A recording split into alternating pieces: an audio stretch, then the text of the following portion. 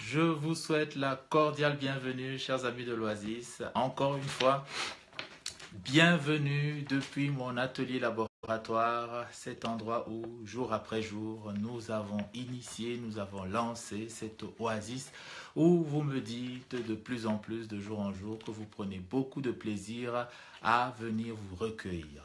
Voilà, donc une oasis, c'est un lieu d'isolement, c'est un lieu de méditation, c'est un lieu de repli sur soi, de repli avec les autres, de repli finalement vers la plus belle, à mon avis, la plus belle invention que l'humanité était capable d'accomplir à ces jours. Une invention dépassant les gratte-ciel, une invention dépassant tout ce que la science et puis ainsi de suite a pu nous fournir. Cette belle invention, c'est le langage, c'est la langue.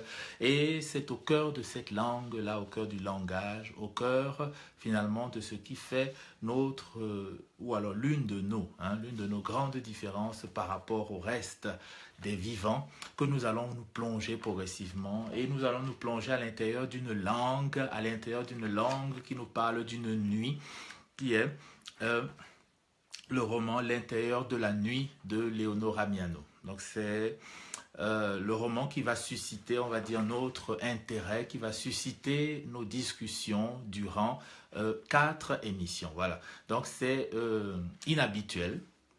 Vous allez me dire, donc c'est inhabituel parce que enfin, nous avons pour habitude de ne parler que d'un roman en prenant justement le temps de nous appesantir dessus. Mais il me semble que la densité de ce roman et puis surtout tous les ressorts qui sont évoqués ou bien toutes les utilisés à l'intérieur de ce roman nécessitent que l'on s'attarde dessus et qu'on puisse aller beaucoup plus en profondeur. Donc c'est un peu la raison pour laquelle j'ai finalement pris l'option de découper, on va dire, l'émission en 4 parties, dont la première partie sera ce soir. Donc pour donner rapidement un tout petit résumé pour un peu mettre dans le contexte, je pense que beaucoup d'entre vous l'ont déjà lu et puis si vous ne l'avez pas lu, voilà, installez-vous et quand vous connaissez nos habitudes, il y a l'herbe menue, il y a le bissap, il y a le thé de menthe, il y a le thé vert, vous vous installez, vous prenez vos aises et si le corps vous dit, en tout cas je vous encourage vivement, vous posez des questions qui vous viennent à l'esprit, réagissez éventuellement par rapport aux propos que je pourrais tenir afin que naisse comme cela une discussion qui ne pourrait que nous enrichir tous ensemble. Voilà. Donc que vous l'ayez lu ou que vous n'ayez pas lu, vous savez, nos vieilles habitudes, on se sent libre d'intervenir, de poser tout type de questions. Et donc pour faire un petit résumé du roman, donc qu'est-ce que je peux en fait dire à propos du roman? Écoute, bonsoir Christian, je te souhaite la bienvenue. J'espère que tout se passe bien là-bas du côté de Douala et Monsieur Kanye aussi qui nous rejoint. Bonsoir, bonsoir, bonsoir. Donc, nous sommes au niveau de l'intérieur de la nuit, de Léonore Miano. Voilà. Donc, comme ça, Marie-Diane, je te souhaite aussi la bienvenue. J'espère que tout se passe bien à Douala et que la famille se porte bien aussi. J'espère que tu suis mon regard. Voilà. Donc, pour faire donc un rapide résumé encore, qu'est-ce qui se passe? Donc il y a un village, il y a un village donc, qui est un village reclus, une sorte d'enclave comme cela, qui est situé dans un pays nommé le Mboassou, apparemment en Afrique centrale, dans cette région-là, donc une région de forêt. Et dans ce village, donc, il y a deux, on va dire, deux événements qui surviennent. C'est-à-dire qu'il y a deux événements. Donc, le premier événement, c'est Ayane. C'est qu'Ayane, c'est l'une des natifs du village. Sa mère, Ama, s'est mariée avec un des fils du village et elle est sur le lit de mort. Donc, elle a reçu la nouvelle comme quoi sa mère décède et elle rentre donc au village pour assister sa mère durant les derniers, ses derniers moments de vie. Donc, voilà le premier mouvement. Donc, qui arrive. Donc, elle vient de France. Elle est totalement... comment dire ça, totalement déconnectée par rapport à cet environnement-là. Elle a oublié des codes, elle a oublié des usages et puis ainsi de suite, et ce qui lui sera rappelé au fil de la narration. Mais elle a grosso modo un rôle, on va dire, relativement passif par rapport au centre même de l'histoire qui est donc le Mboassou est agité par les forces du changement en gros, donc c'est un mouvement armé qui par le recours, disons, à l'histoire, veut restaurer la fierté perdue de ces gens, donc de ces peuples-là du sud, du Mboassou, et donc et puis qui vont donc pénétrer dans ce village et puis commettre un acte d'une ignominie inqualifiable, hein, indescriptible. Voilà. Donc voilà, on peut dire un peu pour résumer donc le contexte. Donc le contexte de l'histoire. Hey, hi Christopher, Alan, I wish you a very... Ah ben écoute, désolé alors du côté de l'homme. Yes, Christopher, welcome to the video. Welcome Christopher. Donc, voilà donc ce qui va se passer. Donc il y a justement donc au niveau de la lecture que moi j'ai faite du roman. Donc il se pose la question, comment est-ce que par exemple les Écous, donc qui est ce village déjà, pourquoi est-ce que le choix par exemple a été fait de situer l'action dans un village comme Écous? C'est-à-dire que quels peuvent être les choix qui ont motivé par exemple dans le Nord Amiano à situer son action là et finalement à décrire un village de la sorte? Parce qu'il faut quand même avouer que au départ on a vraiment l'impression que le trait, hein, les traits, donc la description du village est très, comment je veux dire ça, très abusé, hein? C'est-à-dire qu'abusé dans le sens où on se dit mais ça n'existe plus, c'est-à-dire ce genre de village où les gens sont totalement isolés, ils n'ont même pas conscience, même pas un minimum de conscience historique, mais ce n'est plus possible. C'est-à-dire qu'on se dit mais est-ce que ce n'est pas juste un village qui est fabriqué, hein, si je puis utiliser ce terme, fabriqué pour les besoins finalement de la narration. C'est-à-dire qu'elle va, elle va forcer le trait donc, sur la description du village pour mettre finalement en exergue certaines idées, sinon d'autres. Hein? Donc c'est vraiment une des questions qui m'a beaucoup préoccupé et ça fait même vraiment partie, on va dire, l'une des raisons pour lesquelles le choix finalement s'est fait de découper l'histoire, donc de découper l'émission en 4 parties. Donc ça c'est l'un des premiers aspects. Pourquoi finalement le choix de la narration se porte sur Écous? Pourquoi est-ce que les traits, la description de ce village, donc de cet enclavement-là, est aussi poussé que cela, au point même par exemple de rendre ce village invraisemblable? Donc voilà le premier aspect qu'on va essayer d'élucider et d'essayer de comprendre. C'est-à-dire que finalement, quel est l'intérêt d'utiliser un village enclavé pour décrire, hein, la thèse principale du roman?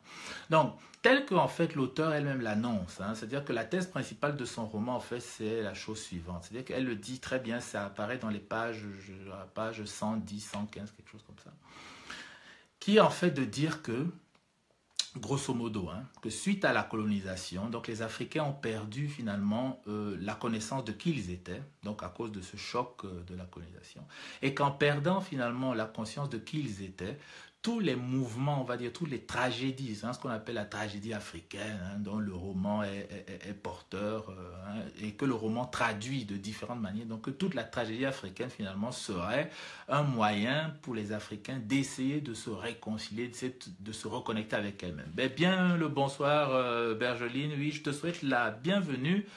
Et my niece is reading it, the same enthusiasm, she is 12 years old. Yeah, ok, ben écoute, magnifique, quoi. Si à 12 ans, on peut avoir de l'enthousiasme à lire à l'intérieur de la nuit de l'honneur, ça ne peut être que magnifique. En tout cas, j'espère qu'elle va trouver dans ce roman-là beaucoup de ressources pour construire la future femme qu'elle sera. Ce d'autant plus qu'il y a un personnage féminin qui est juste fabuleux dans ce roman-là, qui pourrait éventuellement l'inspirer. Donc, je veux parler de la vieille Ié. Voilà.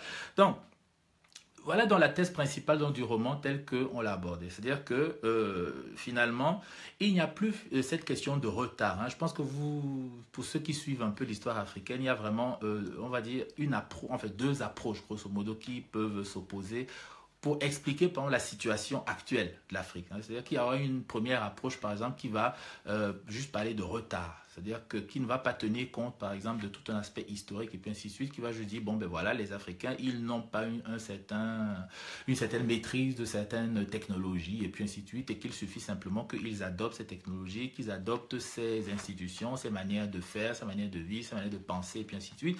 Et en les adoptant, ils vont rattraper par exemple le gap en termes économiques qu'ils ont avec l'Europe. Donc il y a une première thèse comme ça qui ne regarde pas du tout les aspects historiques, ainsi de suite, ou alors qui les prend en considération mais qui ne va pas les juger comme étant très déterminants ou alors ayant une détermination beaucoup plus importante que les facteurs économiques en eux-mêmes. Voilà. En gros, une première thèse comme cela qui est en général abordée au niveau de l'explication, par exemple, de ce qu'on appelle sous-développement de l'Afrique. Et il y a une deuxième thèse, donc justement, qui, elle, va, par exemple, qui va prendre en considération tout l'aspect historique, c'est-à-dire que qui va, grosso modo, hein, elle va se situer, donc elle va même encore monter beaucoup plus loin que par exemple la colonisation ou bien l'esclavage, par exemple, qui va remonter même encore à l'Égypte, par exemple.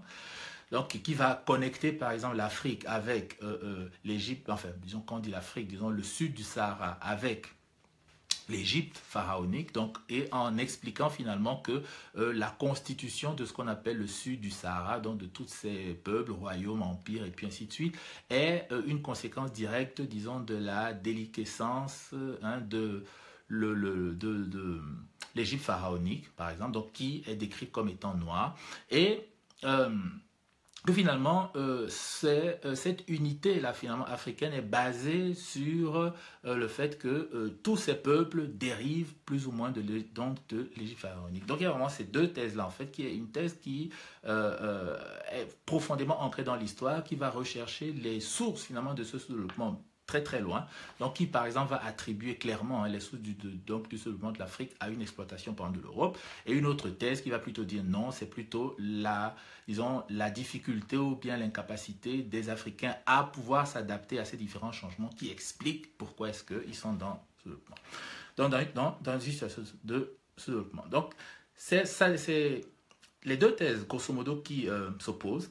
Et au niveau donc de la thèse, par exemple, qui est prise par l'auteur, hein, c'est-à-dire que qui est en fait de faire un rattachement à l'histoire, hein, de faire un rattachement à l'histoire et finalement même de confronter aussi différents points de vue, c'est un aspect finalement que je trouve relativement intéressant et qui fera donc l'objet de la quatrième partie, on va dire, de l'émission. Donc, la première partie, ça sera donc de comprendre finalement pourquoi est-ce que le choix s'est porté au niveau de l'auteur et puis en quoi est-ce que cela sert même l'histoire qu'elle se déroule dans un environnement comme celui des Échos, premièrement. Donc, dans un deuxième temps, on va donc s'intéresser au mouvement rebelle lui-même, c'est-à-dire que qui en fait, donc comme je disais au préalable, qui est l'une de ces forces en fait qui vient perturber un environnement, hein. C'est-à-dire c'est ces forces du changement, ces forces rebelles qui viennent perturber l'environnement. Donc on va véritablement s'intéresser à eux. Et c'est par exemple en fait donc cette force rebelle là, hein. Donc ces forces rebelles, c'est ces gens qui viennent du Yéné-Passi, hein, dans ce pays frontalier, c'est eux finalement qui vont ouvrir toute une perspective de l'histoire, donc qui vont amener une profondeur comme cela historique que les habitants par exemple du pays Ékou n'avaient pas. Donc c'est l'un des aspects justement, dans une des thèses, hein, comme je le disais tout à l'heure, dans la thèse vraiment historique, hein, qui va essayer de reconnecter l'Afrique jusqu'à l'Égypte pharaonique et puis qui va finalement expliquer, on va dire, toute la décadence par l'exploitation étrangère et puis ainsi de suite. Donc il y a toute cette thèse-là en fait qui est justement représentée donc par le mouvement, on va dire, le mouvement des forces du changement. Et puis, il y a Ayane aussi. Hein. Ayane, c'est un cas très intéressant aussi. C'est-à-dire que Ayane, à mon avis, elle représente l'autre voix. Hein. C'est-à-dire qu'elle représente l'autre voix. Donc, il y a une dialectique comme ça entre les deux. Elle représente l'autre voix, donc qui explique, on va dire, le sous-développement, pour un peu aller très vite avec des concepts que tout le monde connaît déjà. Donc, le sous-développement de l'Afrique. Donc, pourquoi en fait, hein? Simplement parce que Ayane, par exemple, elle est justement toute l'antithèse en fait du pays Ékou. C'est-à-dire qu'elle est par exemple issue d'un mariage de deux parents qui ont décidé de ne pas respecter les traditions par exemple. Donc que ce soit sa mère par exemple qui normalement son père aurait dû épouser une femme d'un autre clan ou alors une femme à l'intérieur du même clan mais dans une autre lignée par exemple. Mais il est allé chercher à l'extérieur donc du clan pour épouser. Le peuple, par exemple, des Échos, c'est des cultivateurs, mais son père, par exemple, est forgeron. Ouais. Donc, et puis, il fabrique des ustensiles avec ses mains. Donc, ce qui est normalement hors de la tradition. Or, le peuple Échou respecte beaucoup ses traditions. Donc, il se met aussi comme ça, donc en porte-à-faux par rapport à sa tradition, et puis ainsi de suite. Donc, Ayane est donc déjà né dans un environnement, disons, de transgression. C'est-à-dire qu'il y a déjà quelque chose comme une transgression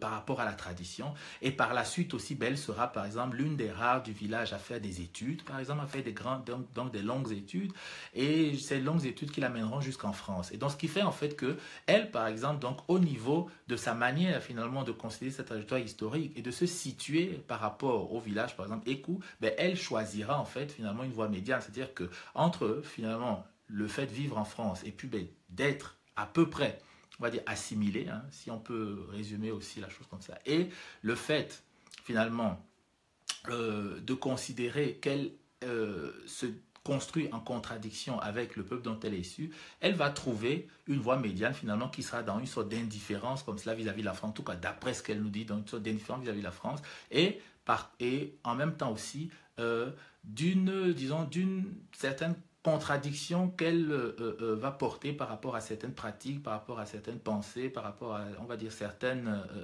mœurs, hein, par rapport aux mœurs de l'endroit dont elle est issue. Donc, on a vraiment ce mouvement-là, en fait, qui est très, très intéressant. Donc, il y a d'une part dans le mouvement qui va, qui va expliquer, on va dire, tout le sous-développement de l'Afrique par des raisons historiques beaucoup plus profondes qui vont remonter jusqu'à l'Égypte pharaonique. Et puis, il y aura cette voie-là que Ayane, à mon avis, représente très bien, qui est celle qui finalement va estimer que c'est juste parce que l'Afrique est en inadéquation avec son époque, en gros, qu'elle ne se développe pas. Point. Donc, nous allons donc commencer par la première partie aujourd'hui, donc de nous intéresser au Ékou en tant que tel. Donc cette fameuse population, là, on peut dire cette population Ékou. Donc, qui sont les Ékou? Qui sont les Ékou et quel rôle finalement jouent-ils dans notre compréhension donc, du contexte et puis de l'environnement idéologique que je viens juste de clarifier précédemment. Donc, on peut déjà s'intéresser à un des aspects, par exemple, donc, de la vie des Ékou, c'est leur organisation sociale. Hein. Donc, c'est déjà l'organisation sociale, c'est-à-dire l'organisation du village. Donc, comment est-ce que le village est organisé et qu'est-ce que cela nous dit? Parce que ce dont on se rend compte rapidement à la lecture, et peut-être c'est l'un des aspects qu'on peut relever et qui nécessite justement aussi qu'on s'apesantisse un peu sur sur l'analyse du roman, c'est que l'auteur, on sent très bien l'auteur, c'est extrêmement documenté. Hein. C'est-à-dire que l'auteur, c'est extrêmement documenté. Donc, on voit par exemple, comment je dis ça? On voit les signes de cette documentation-là, donc très très poussée, par exemple au niveau de l'évocation des mythes et puis ainsi de suite. Donc il y a beaucoup de mythes qui reviennent, ainsi de suite. Il y a une explication même du contexte, c'est-à-dire que comme par exemple les mœurs finalement des Ékou font partie d'un des aspects qui est détaillé au niveau du roman, donc pour finalement pour les comprendre. On voit aussi qu'au niveau des mœurs des Ékou, l'auteur aussi s'est beaucoup documenté. Donc, et à partir en fait de cette documentation là finalement, il y a même une possibilité de faire, on va dire ça, de situer plus ou moins. Hein, c'est-à-dire qu'on peut situer plus ou moins les Ékou dans un certain environnement. Hein, c'est-à-dire qu'on peut vraiment les situer. On peut dire par exemple que à partir des coutumes par exemple qui sont relatées, à partir de leurs mœurs et puis ainsi de suite, ils se rattacheraient par exemple au Bantou, ils se rattacheraient par exemple à telle famille de Bantou et puis ainsi de suite. Voilà. Donc, c'est à peu près ces éléments-là. Et peut-être l'un des aspects, peut-être pour aussi enlever donc, rapidement toute l'intrigue et puis que cela peut susciter. Donc, l'auteur, par exemple, vient d'un environnement, vient du Cameroun, hein, comme on le sait très bien. Donc, elle vient du Cameroun, elle vient de la région du littoral, dans ce qu'on appelle le pays, enfin, on appelle ça aujourd'hui comme ça, le pays Sawa, dans la région de la côte. Hein. Le Sawa, c'est un peu la région de la côte. Elle vient d'une population qui a les doigts là, quelque chose comme ça. Et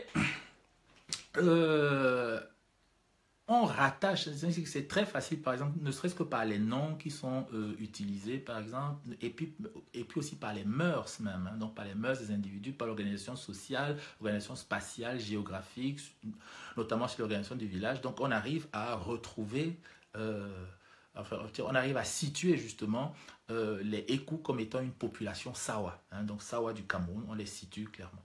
Bon, est-ce que au final qu'est-ce que ça nous dit même aussi sur l'intrigue? C'est-à-dire que pourquoi, par exemple, avoir choisi une population Sawa, justement, de cet ordre-là? Et pourquoi, par exemple, donc avoir mis, pourquoi avoir eu recours à, disons,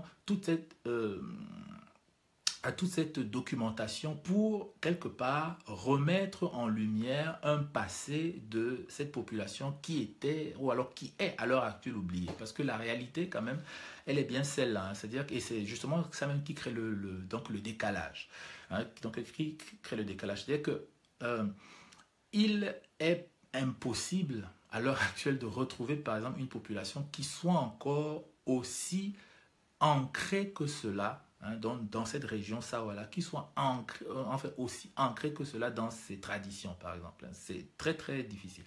L'un des aspects que l'on note, par exemple, et qui, lui, est très valide, c'est-à-dire que c'est le fait que les gens, hein, donc que la population soit de moins en moins, disons, conscient des origines de certaines traditions. C'est-à-dire qu'il n'y a pas, disons, une conscience historique, par exemple, qui viserait à dater, par exemple, certains types d'événements, qui viserait à expliquer pourquoi est-ce qu'on fait ci et pourquoi pas ça. C'est-à-dire que la plupart du temps, disons, pour un peu résumer ça comme ça, quand les gens sont amenés à expliquer pourquoi ils font telle ou telle chose, ils vont juste dire ça se fait comme ça. Mais ils ne vont pas, par exemple, pouvoir donner une temporalité à ces choses-là, ils ne vont pas pouvoir les situer dans le temps, ils ne vont pas pouvoir les expliquer, par exemple, de manière, on va dire, plus ou moins rationnelle, en disant, ben, c'est parce que ceci et cela s'est produit qu'on a décidé de faire comme ci, comme ci, comme cela. Donc, il y a une conscience historique qui se délite, et ça, c'est un aspect qui est patent, c'est-à-dire qu'on peut retrouver à l'heure actuelle. C'est-à-dire que qui serait de dire que, par exemple, dans cette région de la côte camerounaise, dans ce pays Sawa, beaucoup de populations, beaucoup d'ethnies ont perdu une conscience, on va dire, historique de leurs origines. Hein. Malgré peut-être différentes tentatives de garder deux, trois choses, mais elles les ont totalement perdues, donc non plus finalement le lien avec qui elles étaient au préalable. Bon, et là aussi, même en termes d'explication, c'est toujours aussi très intéressant quoi, à noter. C'est-à-dire que les deux thèses en fait, qu'on a mises en exergue avant, entrent même aussi justement en explication par rapport, en fait, peuvent entrer en compte en explication par rapport à cela, mais on peut peut-être aussi juste noter des choses très simples. Hein. C'est-à-dire qu'avant, par exemple, même de prendre en compte la thèse, par exemple, qui va dire c'est lié à des raisons exogènes, donc à la colonisation, alors c'est lié à des raisons endogènes, donc à une sorte de décadence.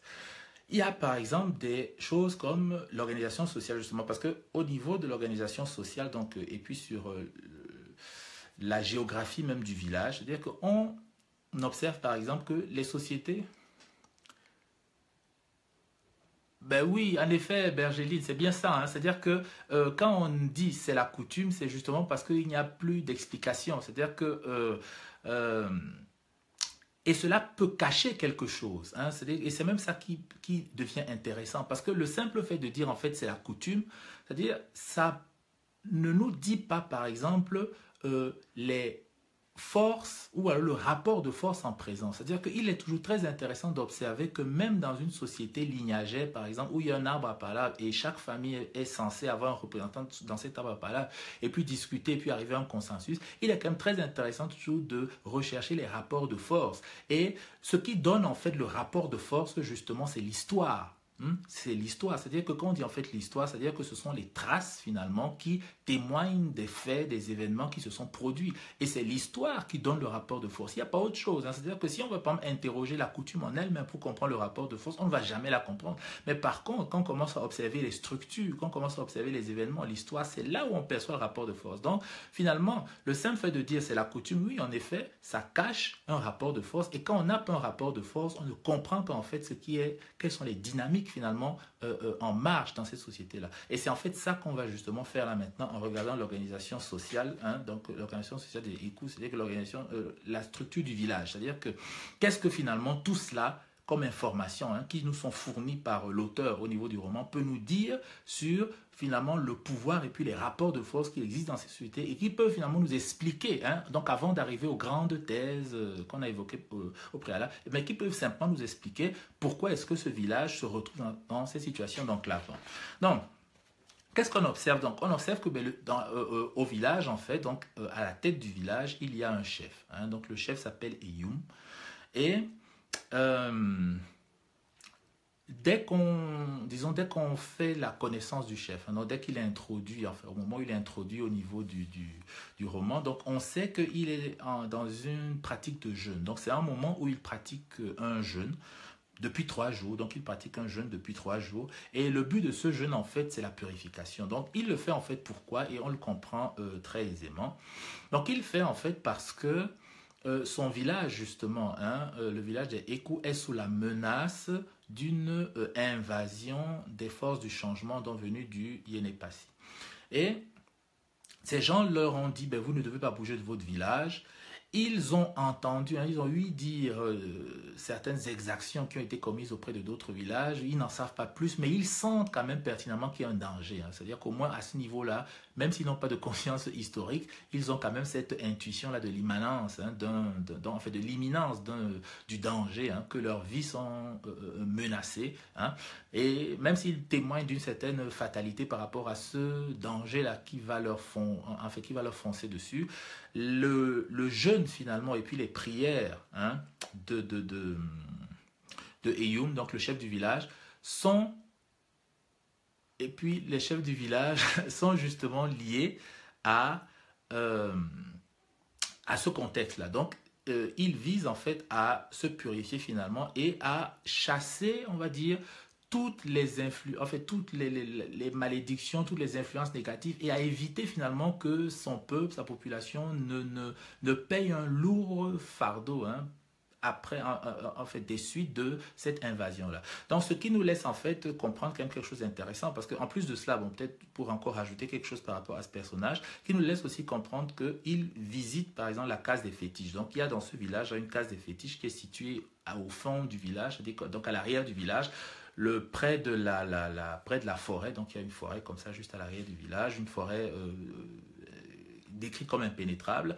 Et donc, je pense que vous percevez très bien. Donc, on est dans une zone de forêt et près de la forêt, il y a la case des fétiches. Hein. Donc, dans les populations, par exemple, de type bantou, ainsi de suite, la forêt, c'est souvent le siège de tous les pouvoirs. Donc, cette proximité-là entre le village et puis la forêt est toujours très intéressant à noter. Et notamment, cette proximité et puis le fait que la case des fétiches soit à la lisière du village, hein, donc et puis de la forêt. Donc c'est toujours un aspect comme ça qui est très intéressant à noter. Mais en gros, qu'est-ce que ça nous dit finalement donc sur la fonction du chef? Parce que c'est là où ça devient intéressant et c'est aussi là où on comprend donc toute la documentation, hein, parce qu'il faut quand même dire qu'il y a très peu d'auteurs, même qui en abordant par exemple la question du chef, même dans un milieu traditionnel, ont bien mis l'accent sur le fait que le chef, par exemple, dans beaucoup de sociétés bantoues, est à la fois, disons, détenteur, on va dire, de l'autorité temporelle. Hein. Donc, il gouverne, hein, il anime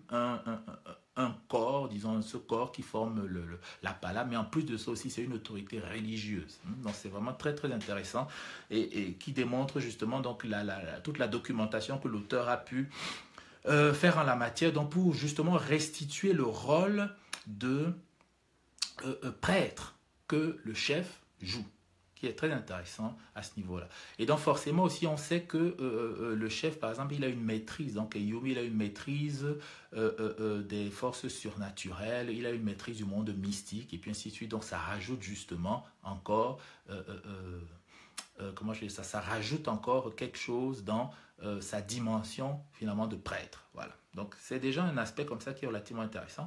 Maintenant au niveau de la description même du village, donc au niveau de la description du village, donc on sait que à l'est du village par exemple, donc maintenant l'organisation spatiale, donc à l'est du village, c'est-à-dire que je pense que là c'est plutôt la droite, hein, parce que au niveau des mœurs par exemple du village, il apparaît que la gauche, donc le côté gauche est considéré comme maléfique. Donc si à l'est du village, il y a les populations notables, donc il y a les cases des notables et puis des dignitaires de haut rang, et puis des familles de haut rang. Donc on peut comprendre que l'est du village, ici c'est sa droite, donc l'est, donc il y a l'est du village, donc il y a comme ça cette délimitation spatiale. Le deuxième aspect par exemple, c'est ceci. C'est qu'au centre du village, donc il y a en gros, donc on va dire à l'est, pour aller très vite, il y a l'élite. Hein, donc il y a l'élite. C'est-à-dire que c'est ceux qui dirigent. Il y a l'élite. Donc il y a les notables, les grandes familles, le chef. Au milieu du village, donc on dit il y a les gens du commun. C'est-à-dire que ceux qui n'ont pas forcément de titre particulier, qui n'ont pas forcément de pouvoir particulier, c'est-à-dire que par exemple de pouvoir lignagé, par exemple, c'est-à-dire que le pouvoir vraiment c'est par la lignée qu'on peut qu'on le tient. Donc ils n'ont pas, ils n'ont pas de pouvoir dans la lignée. Donc eux ils sont au centre du village. Oui, de cosmétique, la dame, intelligent. Bon, oui, écoute, ça c'est un aspect sur lequel on va revenir par la suite. En tout cas, on est là pour l'instant en train d'essayer de comprendre vraiment la société. On pourrait voir les choses de cette manière. En tout cas, ce qui est sûr, c'est que c'est comme cela que c'est présenté, qu'il manque véritablement donc qu'il manque de personnalité, contrairement à la femme forte qui s'appelle Ié, donc qui est cette vieille dame qui va se faire respecter par Isilo, le chef des rebelles. Donc, au milieu du village, donc, il y a les gens du commun. Donc, on peut dire c'est monsieur tout le monde, hein, c'est-à-dire que, qui n'ont pas de pouvoir particulier au niveau de cette société donc, clanique. Et l'autre aspect qui est justement intéressant, donc, qui est à l'ouest du village, donc à sa gauche, donc, ce qui est considéré un peu, hein, je pense que c'est aussi un aspect qu'on retrouve dans beaucoup de croyances, ainsi de suite, c'est que le côté gauche, c'est comme un côté maléfique, c'est un côté disons, ouais, c'est un peu le côté maléfique. Et en fait, au niveau du côté gauche, il se trouve que là, il y a des familles d'étrangers, par exemple, qui se sont intégrées. Donc, c'est des personnes qui, pour une raison ou pour une autre, viennent d'ailleurs et puis ont été acceptées au village, puis on leur a donné une terre là pour qu'ils puissent s'installer. L'autre, on retrouve aussi par exemple des personnes qui ont une origine à l'extérieur du clan, par exemple, qui pour différentes raisons, par exemple pour des raisons de guerre, hein, c'est-à-dire que suite à une guerre, quelqu'un était captif, ben, il va résider là. Ou alors par exemple, ben, ça nous rappelle encore une pratique qui était courante, par exemple, c'est l'enlèvement des femmes. C'est-à-dire par exemple une femme qui a été enlevée de sa tribu parce qu'elle était très belle et puis ainsi de suite, il se trouve qu'au final, elle va aussi avoir son logement donc de ce côté-là, du côté ouest du village. Donc on voit au niveau spatial, comment l'histoire même déjà du village est racontée. Et ce qui est intéressant, c'est que l'auteur nous fait observer que les gens n'ont même plus conscience. En fait, disons que le commun, hein, ce qu'on peut dire le gros des personnes, c'est que les gens du commun n'ont plus conscience, en fait, finalement, de la signification de cette organisation spatiale. Donc, avec cette séparation claire et nette entre les personnes selon leur origine, premièrement. Donc, est-ce qu'ils sont de l'intérieur du pays écou ou de l'extérieur? Et deuxièmement aussi, par rapport, enfin, selon leur proximité ou non du pouvoir, donc du chef. Ouais, donc c'est vraiment très intéressant d'observer qu'on est là devant une société qui est hiérarchisée, qui est divisée selon le fait qu'on ait son origine. Donc on remonte très très loin et avec donc une sorte de validation de la thèse comme quoi les origines lointaines finalement sont oubliées, perdues à travers le temps. Donc selon son origine ou alors selon sa proximité ou non par rapport au chef. Donc ça, c'est l'un des premiers aspects. L'autre aspect que l'on peut aussi observer comme cela par rapport au village, donc c'est que il y a, donc on a dit c'est une société lignagère, hein, et que devant le village, c'est-à-dire que devant le village, donc il y a une place. Donc il y a une place, et en fait c'est une place qui sert au rassemblement, au regroupement, et ainsi de suite. Même si les hommes, d'après ce qu'on constate par exemple, se retrouvent non pas sur cette place, mais se retrouvent plutôt dans la case du chef. Donc, il y a une case du chef. On n'a pas plus de description en tout cas par rapport à cette case-là. Est-ce que c'est une case particulière ou alors c'est une case commune? On n'en sait pas plus. Mais toujours est-il qu'on peut comme cela avancer que c'est sûrement une place où pour différents types d'événements la population se retrouve, par exemple pour les besoins d'un rassemblement où tout le monde doit être là, comme par exemple lorsque les rebelles des forces du changement sont arrivés par exemple, donc c'est à cette place là que tout le monde s'est retrouvé. Et il y a une grande symbolique par exemple, et c'est peut-être plus moi cet aspect là qui finalement m'intéresse, en fait, qui m'intéresse aussi beaucoup, donc qui dénote encore, hein, comme toujours, vraiment le fait que l'auteur s'est attaché à décrire finalement et puis à regarder tous les aspects symboliques de ces traditions-là des peuples de la côte du Cameroun. C'est par exemple que au niveau, et ça va traduire finalement donc cette, comment je dis, cette triade, je sais pas, on peut dire ça, triade comme ça, ce triptyque qu'on a mis en place là tout à l'heure, c'est-à-dire que, disons, famille élite, on va dire, gens du commun et étrangers. Donc, il y a voilà, donc de la composition de la société. Cette composition de la société, là aussi, finalement, elle est incarnée à travers la présence sur cette place du village. Parce que, évidemment, si on donne à la place du village, finalement, le rôle de l'espace commun, Parce que c'est ça qui peut être intéressant là-dedans. C'est que si on donne à la place du village le rôle de l'espace commun et de dire en fait que la place du village finalement représente la place de tout le monde. Le fait qu'il y ait ces trois arbres-là, et par exemple, et le fait qu'on ait observé tout à l'heure que c'est bien un peuple de la forêt et que dans les peuples de la forêt, le pouvoir réside la plupart du temps dans la forêt. C'est-à-dire qu'il y a des pouvoirs dans la forêt. Donc l'arbre, la plupart du temps dans les peuples de la forêt, c'est le réceptacle de ces pouvoirs-là. C'est-à-dire que l'arbre contient des pouvoirs. Et le fait donc que dans le centre, donc ce qu'on peut appeler dans l'espace commun du village, donc la place du village, il y a trois arbres, c'est-à-dire que ça symbolise vraiment la division, la séparation de la société, on va dire, en trois classes, grosso modo. Donc en trois classes. Donc comme quoi finalement, c'est quelque chose qui est ancré. Oh, mais désolé pour toi, mon cher Mohamed, pour la connexion. Donc comme quoi, donc cette séparation-là de la société en trois classe est ancrée, qu'elle est relativement ancienne, que elle se reconnecte même, enfin, qu'elle est en connexion ou alors qu'elle se reconnecte avec finalement l'espace de la forêt qui est l'espace du sacré. Par exemple, on sait que les initiations, par exemple, se faisaient à la forêt et puis ainsi de suite. Donc, il y a vraiment cet espace du sacré et que ces trois arbres, finalement, marquent la présence de cet espace sacré à l'intérieur même de la société, à l'endroit, on va dire, le plus symbolique de cette société-là. Donc, c'est encore ce renforcement-là donc de cette hypothèse comme quoi c'est un peuple, finalement, qui est traditionnaliste.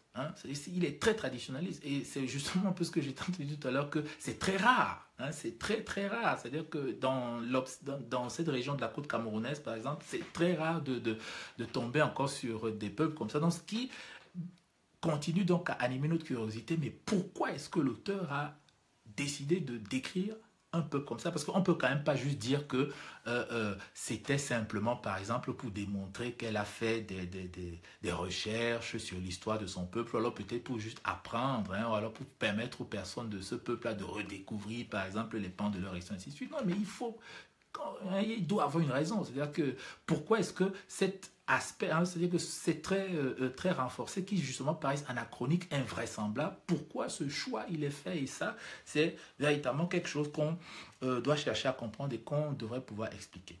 Donc, un autre aspect, aussi donc justement, donc, au niveau de ce peuple écou, c'est un peuple, par exemple, qui est situé dans une région, bon, on l'a très vite perçu. Donc, il y a la forêt, par exemple. Et c'est ça qui est justement même intéressant aussi. En fait, je sais pas, c'est aussi un petit aspect comme ça en fait, qui me semble intéressant à noter. On sait que, par exemple, dans les peuples de la forêt, il pleut beaucoup, primo. Deuxième chose aussi, on sait que dans les peuples de la forêt, par exemple, ils sont près de l'équateur, en général, donc c'est vraiment les régions de l'équateur, ainsi de suite. Mais il y a quand même quelque chose qui est relativement intéressant, c'est la combinaison entre la chaleur et puis l'humidité. Et ça, c'est un aspect, par exemple, qui, disons, n'est pas, par exemple, en fait, qui n'est même pas du tout abordé, par exemple, par l'auteur. C'est-à-dire que l'auteur, par exemple, dans la description, finalement, de ce qu'on peut dire de l'environnement climatique, donc dans la description du climat de cet endroit-là, on va, par exemple, parler de la chaleur qui est très intense, qui est très dure, par exemple, qui va dire, qui va, par exemple, dire, la chaleur, c'est un peu comme une sorte de divinité mesquine qui vous donne des coups de poing enragés, donc, qui va plutôt nous laisser comme ça comprendre, en fait, qu'en termes de climat, on pourrait peut-être être quelque part dans une région de savane, alors que, donc justement, parce que comme le côté, disons, on va dire, comme l'humidité n'est pas suffisamment prise en considération, ça laisse un peu ouvrir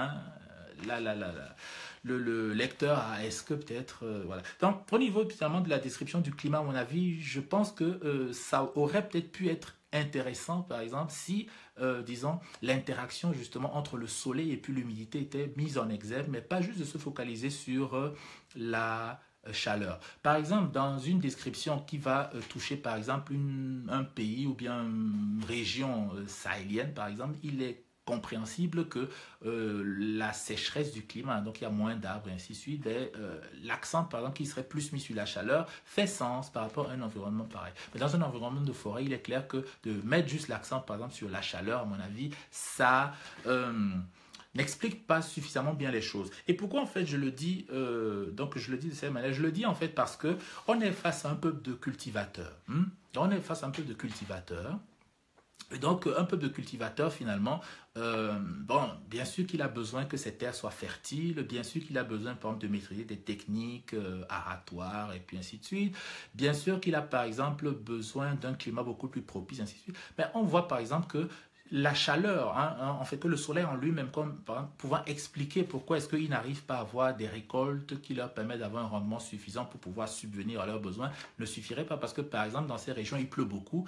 Donc, l'introduction donc de l'humidité, par exemple, et l'introduction de la pluie devrait plutôt laisser penser que si, par exemple, c'est une population qui ne maîtrise pas suffisamment bien son agriculture, donc de manière à pouvoir s'alimenter et puis s'autosuffire au niveau de l'alimentation, il y a donc peut-être d'autres facteurs comme cela qu'il faut prendre en considération. Donc, au niveau donc finalement de la géographie donc du pays écoute, qu'est-ce qu'en fait on en tire finalement? Donc on en tire donc la chose suivante. On en tire donc la chose que on est face à une société on va dire, je vais peut-être pas avancer, mais disons de groupes. Il y a des groupes. C'est-à-dire qu'il y a un groupe qu'on peut appeler une élite, par exemple. Il y a une élite, il y a les gens du commun, donc ils n'ont aucun pouvoir dans la société. Et puis, il y a les étrangers et puis toutes les personnes extérieures au clan, mais qui se sont assimilées au clan. Donc, premièrement, c'est une société de groupe. Deuxièmement, donc l'autre aspect que l'on peut aussi noter, c'est que c'est une société qui est très traditionnelle, c'est-à-dire qui respecte encore ses croyances, qui respecte ses croyances, qui tient à préserver ce lien avec les croyances ancestrales. Deuxième chose. L'autre aspect, c'est que c'est un environnement qui est relativement isolé du reste, c'est-à-dire qui est relativement isolé. Donc on sait qu'ils sont dans une clairière, par exemple, donc avec une forêt d'une part, impénétrable en plus, où ils n'y vont même pas parce qu'il y a eu, semble-t-il, 8 personnes qui ont disparu là, donc ils n'y vont même pas.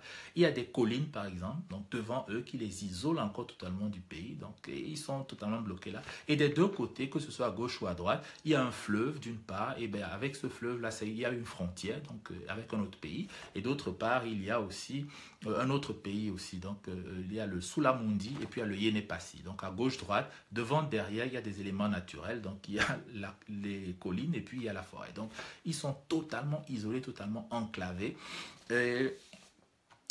C'est aussi donc l'une des caractéristiques finalement de ces échos-là. Donc finalement donc le fait d'avoir voulu rechercher un peuple relativement isolé, relativement enclavé et qui a su conserver ses traditions, ça a pu servir finalement à l'auteur de mettre en exergue un choc. C'est-à-dire qu'un choc entre finalement les forces, disons, du changement qui arrivent et qui disent que nous sommes venus finalement pour rétablir des traditions que vous avez oubliées. Or, ils viennent dire ça à qui? Ils viennent dire ça à un peuple qui, justement, plus que le reste même des autres peuples, est encore profondément ancré dans ces traditions. Donc, à mon avis, c'est ça le grand intérêt. C'est-à-dire que c'est ça que l'auteur a recherché, en fait, on peut dire comme ressort narratif. C'est-à-dire que pour rendre, en fait, peut-être beaucoup plus intéressant et puis beaucoup plus complexe cette manière de présenter finalement ce retour finalement de l'histoire refoulée. C'est-à-dire que, imaginez par exemple, si les rebelles, on sait que ces rebelles par exemple ont agi dans plusieurs autres régions. Donc ils ont dû pratiquer la même chose qu'ils vont aussi pratiquer dans le pays Ékou, dans d'autres villages aussi. Donc imaginez juste 2 secondes que ces rebelles arrivaient par exemple à Sombé.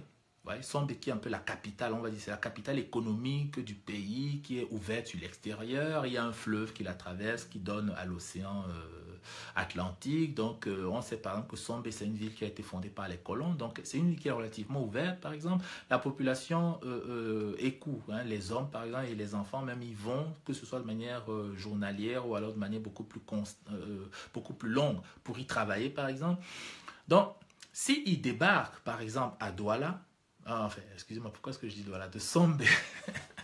Donc s'ils débarquent à Sombe, par exemple, et puis ils disent aux gens, ben, nous sommes venus pour rétablir d'anciennes traditions que vous avez oubliées, et puis ainsi de suite, il est clair que c'est tellement simple, finalement. C'est-à-dire que c'est tellement simple, c'est tellement classique, parce que Sombe se caractérise même par le fait qu'elle se soit totalement construite en contradiction avec ses traditions. Donc, le fait qu'ils y arrivent, qu'ils y interviennent et qu'ils finalement s'annoncent comme venant à rétablir des traditions qui ont été oubliées, paraîtrait relativement simple. Hein? Donc, en fait, si je puis dire relativement attendu.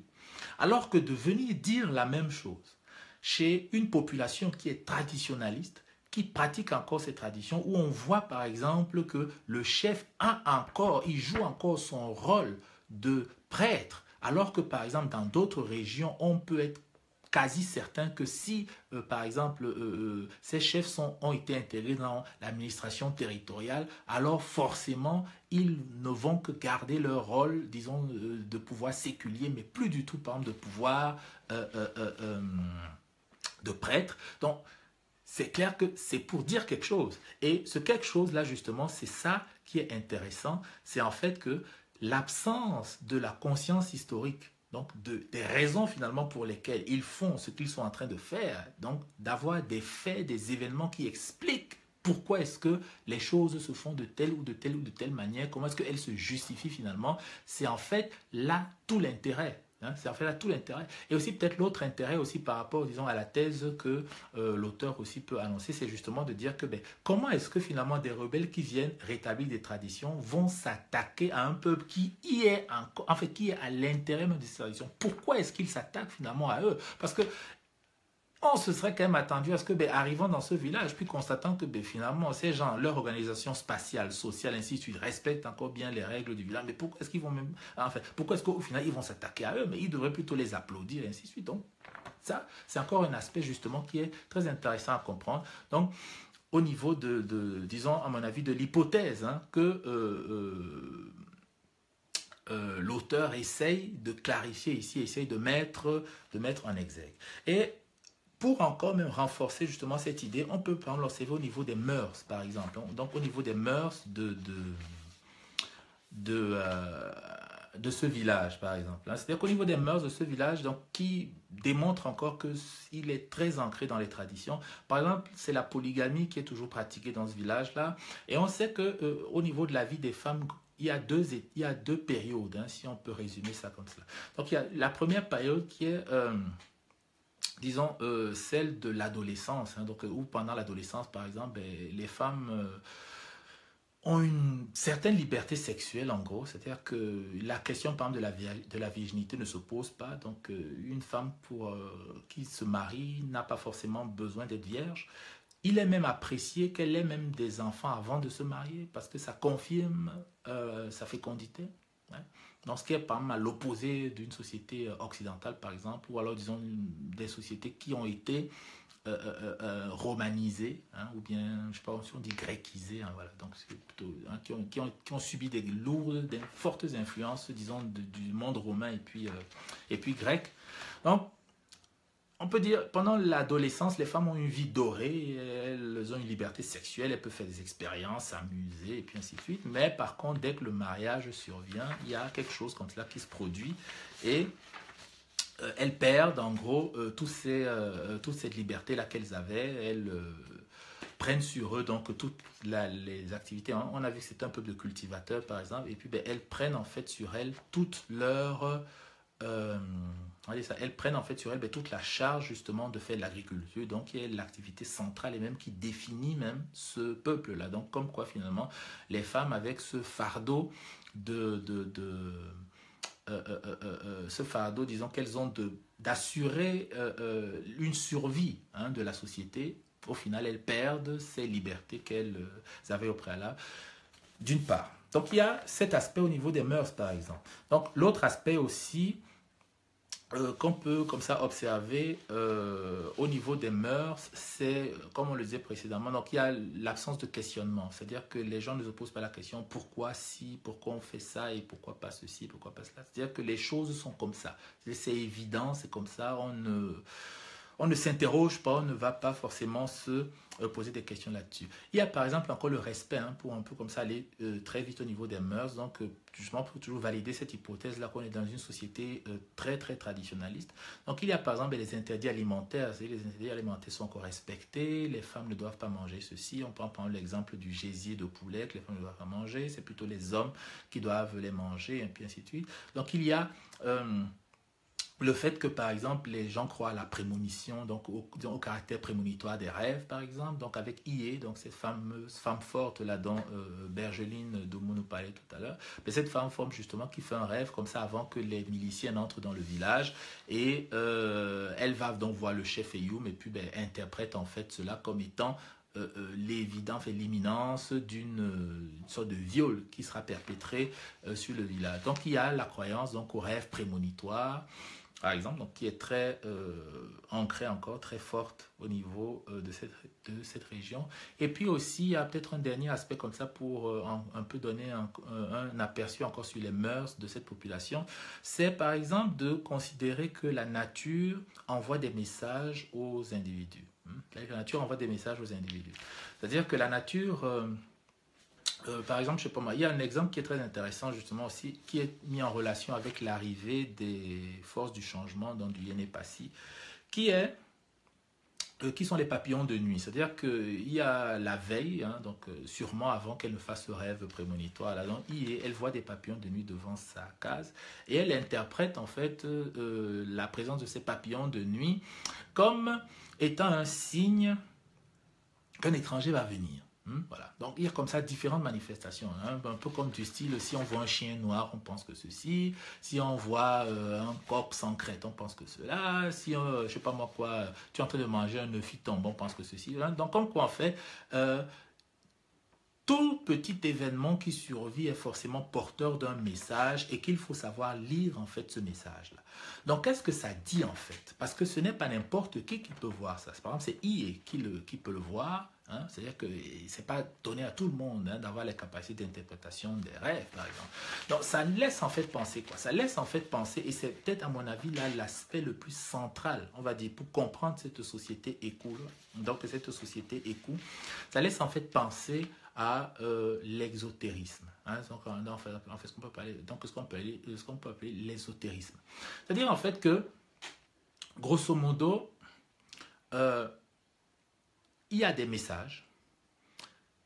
Donc, les messages, dans ces messages, en fait, que la nature, par exemple, que les événements, disons, les petits accidents, en fait, ce qu'on peut considérer comme des accidents, même souvent des choses totalement banales, donc que tout cela, en fait, est porteur d'un message et qu'il faut, en fait, savoir les lire. Et que ce n'est pas en fait tout le monde qui est en mesure de les lire, c'est un certain nombre de personnes qui sont en mesure de les lire. Par exemple, Eyoum le prêtre est en mesure de les lire.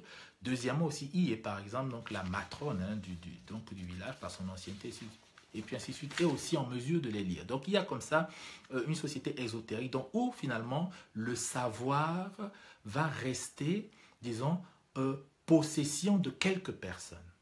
Ouais, le savoir va rester possession de quelques personnes. Donc, c'est finalement, en fait, ouais, c'est un des aspects, à mon avis, qui va encore, disons, expliquer la cruauté, en fait, qui peut expliquer aussi la cruauté avec laquelle les forces du changement vont s'en prendre à la population éco.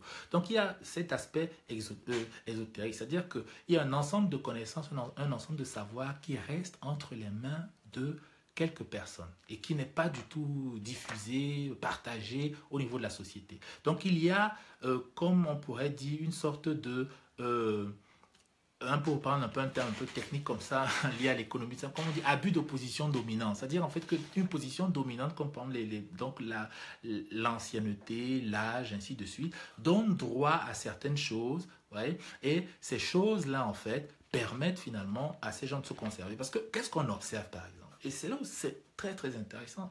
Parce que, ok, on est devant une société qui est traditionnaliste et puis ainsi de suite. Mais c'est une société qui vit ce qu'on peut appeler une décadence. Elle vit une décadence. C'est-à-dire que cette décadence, en fait, comme je le présentais peut-être sommairement avant, c'est une société agricole qui n'arrive plus à s'assumer et à assurer sa subsistance grâce à l'agriculture. Et donc, ça crée une décadence. C'est-à-dire que ce qui fait en fait qu'il y a finalement une sorte de transition comme ça économique qui est en cours. C'est-à-dire qu'entre finalement une société agricole, donc qui pouvait se subvenir à elle-même, vers une société finalement qui est fondée sur la migration de sa main-d'œuvre. C'est aussi un des aspects paradoxaux. C'est vraiment un aspect paradoxal du roman. C'est-à-dire que on est devant un pays, en fait, devant une société, enfin un village qui est finalement très extraverti. C'est-à-dire que, par exemple, tous ces hommes vivent en ville. Et on sait que, par exemple, c'est une société finalement où il y a bien sûr cette séparation-là par groupe, les 3 groupes qu'on a abordés avant, mais en même temps aussi, on voit très bien que après le mariage, par exemple, disons, les hommes ont une position dominante sur les femmes. Et il est donc surprenant en fait que même si, par exemple, les hommes, disons, liés à l'éloignement, ainsi de suite, ne reviennent que de temps en temps, que la société écoute ne soit pas influencé plus que cela par les coutumes ou alors disons par les mœurs citadines. C'est un des aspects à mon avis qui m'a beaucoup frappé, qui m'a même étonné au niveau de donc du roman justement, c'est comment est-ce que ça se fait que la société écoute ne soit pas autant en fait plus influencée, parce que forcément, économiquement, elle dépend totalement de la vie. C'est-à-dire que même si, bon, les ressources, comme on le comprend au niveau de la narration, même si les ressources, en fait, que les hommes ramènent de la ville ne sont pas suffisantes, on sait par exemple que les enfants, dès l'âge de 12 ans, arrêtent l'école aussi. Donc, ils arrêtent l'école et puis ils vont en ville, quoi. Ils vont en ville pour travailler et eux, ils reviennent tous les jours. Donc, contrairement, par exemple, à leur père, à leur père et à leurs grands frères qui, eux, vont rester plus ou moins longtemps. Donc, que ce soit à Sombé ou alors dans les autres pays limitrophes, les enfants, eux, reviennent tout le temps. Et en même temps aussi, on sait par exemple que ces enfants, ils vont à l'école. C'est-à-dire, au moins, ils vont à l'école jusqu'à l'âge de 12 ans. Donc, c'est-à-dire, on peut dire qu'ils ont à peu près fait le cycle primaire. Donc, s'ils ont fait le cycle primaire, ça veut dire qu'ils ont appris, au moins une langue. Enfin bon, c'est vrai qu'au niveau du pays, on ne nous dit pas clairement quelle est la langue par exemple, officielle de ce pays qu'on appelle Mboissou, mais on peut supposer que, ayant été un pays colonisé et puis ainsi de suite, que la langue qui est utilisée, donc peut-être qu'il soit la langue principale du pays, la langue officielle du pays serait la langue du colon, par exemple.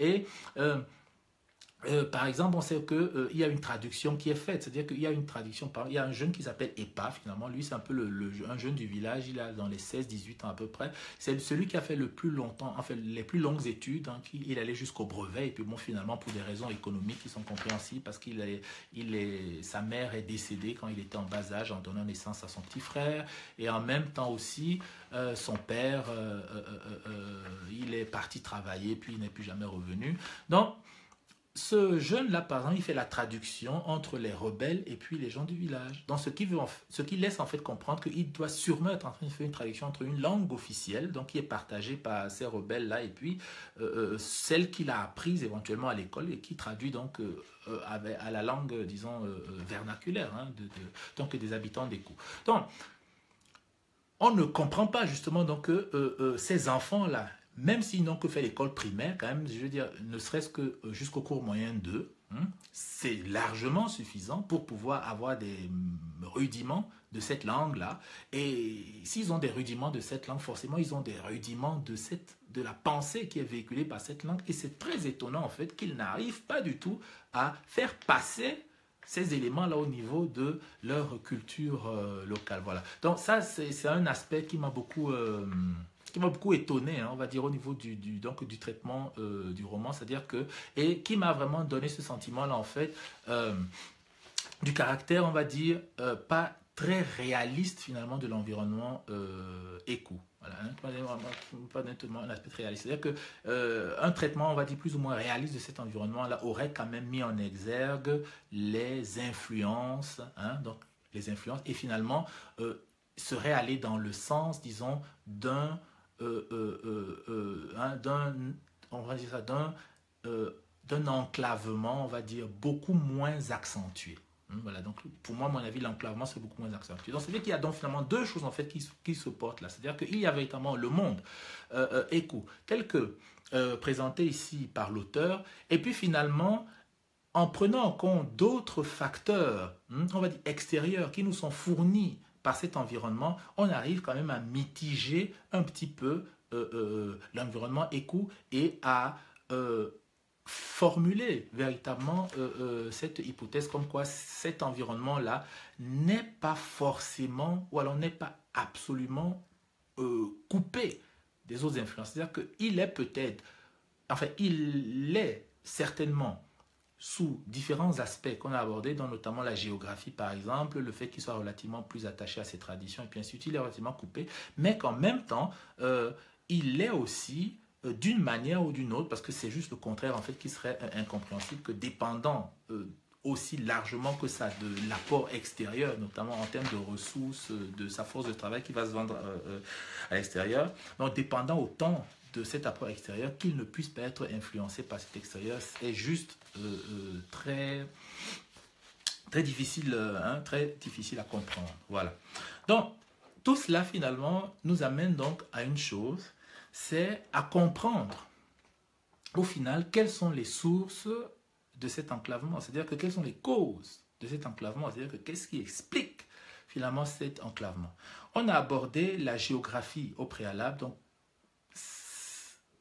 ça suffit, enfin, ça ne suffit pas, hein, comme je le présentais tantôt, ça ne suffit pas à expliquer l'enclavement. C'est-à-dire que géographiquement, on voit très bien que c'est un pays qui est, enfin, c'est un village qui est isolé dans une clairière. Il y a une forêt d'un côté, un fleuve, un autre pays, une forêt, un autre pays. Devant, il y a des collines. Oui, en effet. Ben oui, en effet, et c'est ça justement, non, mais tu mets vraiment l'accent sur la chose capitale, c'est-à-dire c'est juste inimaginable, c'est totalement inimaginable, donc ce qui veut véritablement dire qu'il y a en fait une thèse, hein, mais on va entrer sur cette thèse-là, et puis on va bien la comprendre, mais ça veut juste dire en fait que c'est une thèse qui a envie d'être mise en exergue ici, et là pour vraiment mettre en exergue cette thèse, on va, en fait c'est un peu l'aspect que je vais aborder dans un petit moment. Donc, comme on disait, donc il y a la géographie, donc la géographie en effet, hein, Bergeline Doumou le dit très bien, si proche de la ville mais tellement enclavé, on se dit mais c'est pas possible. Je dis, même s'il y a cette colline, c'est juste pas imaginable. Voilà. Donc première chose. L'autre chose aussi, c'est l'État. Hein, l'État, c'est-à-dire que on sait par exemple ceci, on sait par exemple que c'est une population qui n'a même pas, en fait, qui n'a qu'une idée vague comme ça qu'elle appartient à un État. Elle a une idée vague comme ça, ok, on appartient à l'État, mais vraiment, elle ne se sent même pas du tout concernée par cet État. Pour en même temps, on peut aussi se dire que, bon, comme l'État n'y a même pas créé d'école, ni de dispensaire, ni de collège, parce que ben, les enfants doivent aller très très loin pour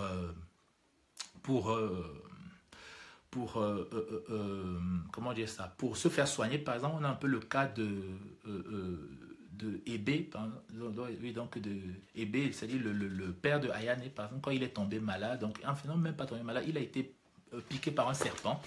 Et donc, pour se faire soigner, au final, il devait aller au dispensaire, mais c'était tellement long que bon, ben, il a préféré recourir à un fétichiste. Et puis, ben voilà, le fétichiste n'a pas réussi à le sauver. Par exemple. Donc, on sait que même les dispensaires, il faut aller très très loin pour pouvoir les trouver, par exemple. Et donc, il n'y a pas de présence de l'État. Donc, ça peut aussi éventuellement être une explication, mais encore. Parce que même s'il n'y a pas forcément une présence de l'État, pour moi, on sait qu'ils n'ont même pas d'eau potable, hein, que les femmes doivent aller très très loin pour, à une source, à une source marigot pour puiser de l'eau. Donc, ils n'ont pas d'eau potable.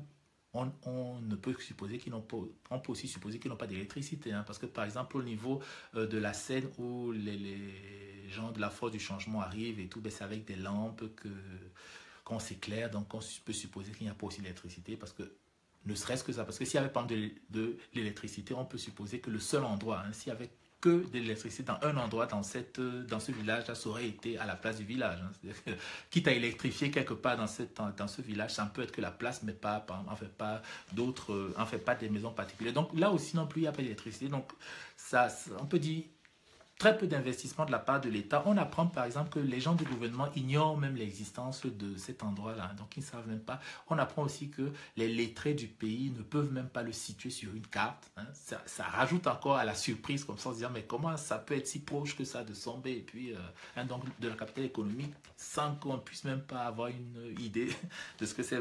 Ça rajoute encore beaucoup de surprises à ce niveau-là. Et donc, on comprend en fait très rapidement que si on a véritablement envie de comprendre, que si on a envie de saisir les causes de cet enclavement-là, on ne peut pas simplement se limiter à, disons, observer ce qu'on peut appeler des aspects factuels ou bien des aspects du moment. C'est-à-dire que comme la géographie, par exemple, ou bien comme, disons, une sorte de la faiblesse des investissements étatiques, par exemple, dans cette zone-là. Donc, la faiblesse, la présence de l'État. C'est-à-dire qu'il faut dépasser véritablement ces aspects-là et en fait rechercher finalement la cause de l'enclavement ailleurs. Voilà. Donc elle dit, Léonora excelle dans ses Bergeline de mots qui s'expriment. Elle excelle dans la description de l'échec de l'État à répondre aux besoins des populations.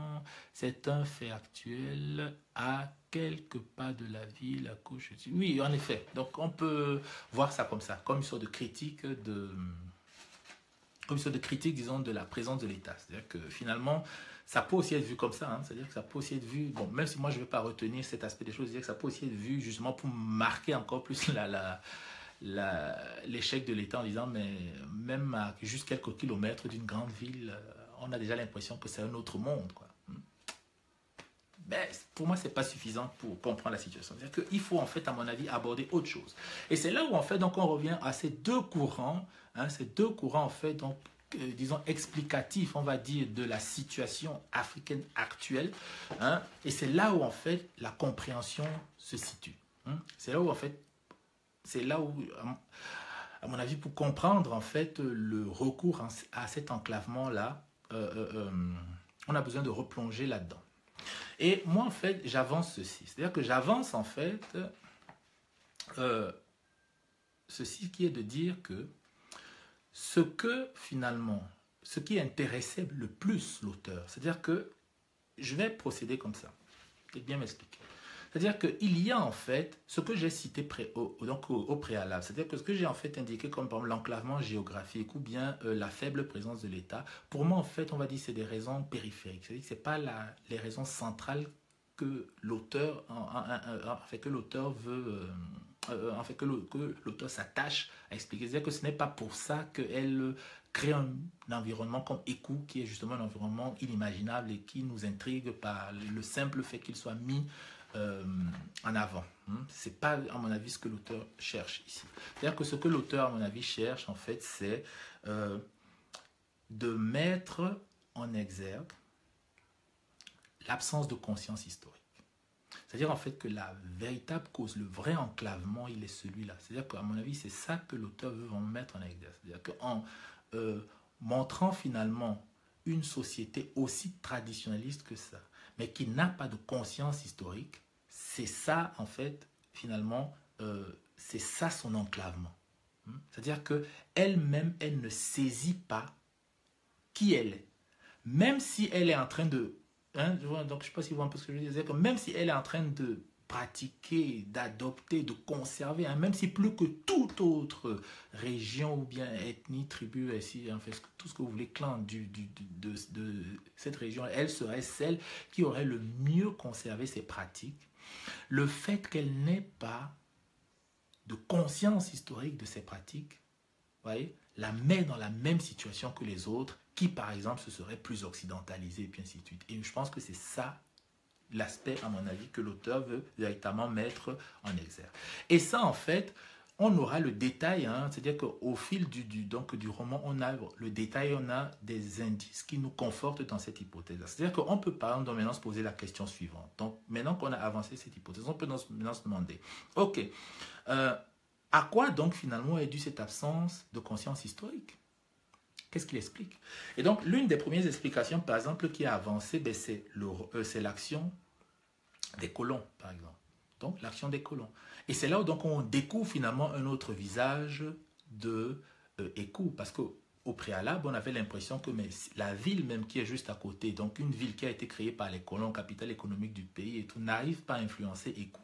Et quand on apprend que Écou a été influencé par les colons, on se dit, mais il y a quand même quelque chose qu'on a loupé là. Donc, justement, toujours avec cette aide de l'absence de conscience historique. Donc, comme quoi, en fait, finalement, il y a par exemple très peu de personnes qui se souviennent de cela. On sait par exemple que Ié, Donc, elle n'a que 50 ans. Donc, on peut même aussi se poser la question, mais à quel moment est-ce que se déroule même cette histoire exactement? C'est-à-dire que si on veut la situer, disons, dans une échelle temporelle, à quel moment est-ce qu'elle se situe exactement? Parce que, bon, si elle a 50 ans, ça veut dire que l'histoire se déroule à quelle période, et ainsi de suite. Bon, c'est un aspect peut-être qui est rédhibitoire, mais qui pourrait être intéressant donc de creuser ultérieurement.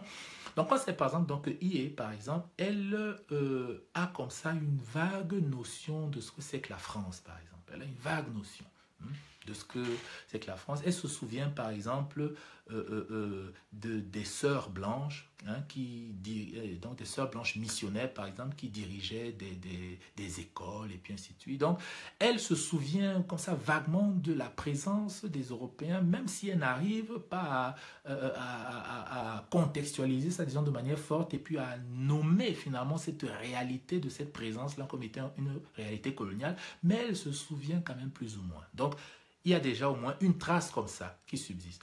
Donc, de cette présence coloniale dans l'esprit de la...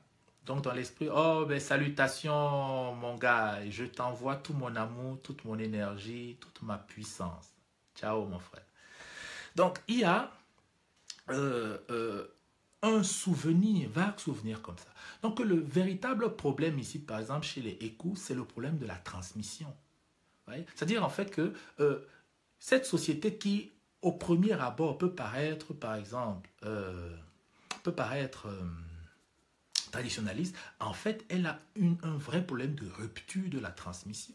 C'est-à-dire que par exemple, n'arrive pas à transmettre, par exemple, cette mémoire coloniale à qui que ce soit. C'est-à-dire qu'il n'y a personne, en fait, qui va récupérer cette mémoire. Déjà que chez elle, cette mémoire coloniale, elle est en voie de disparition, d'évanouissement. Il ne reste que des bribes comme ça, ou même, par exemple, de pouvoir nommer le phénomène d'ensemble qui explique cette présence, disons, des sœurs missionnaires blanches qu'elle a encore en mémoire. Elle n'arrive même pas à nommer tout ce phénomène-là. Donc, on peut dire que à son niveau, par exemple, déjà, cette mémoire est en train de s'effriter gentiment et qu'elle ne transmet pas cette mémoire. Donc, la question finalement ici est, comme on sait que, par exemple, beaucoup d'autres choses sont transmises, donc ça veut en fait dire que ce que l'auteur veut nous montrer ici, c'est qu'il y a des choix qui sont faits dans ce qui est transmis et ce qui n'est pas transmis.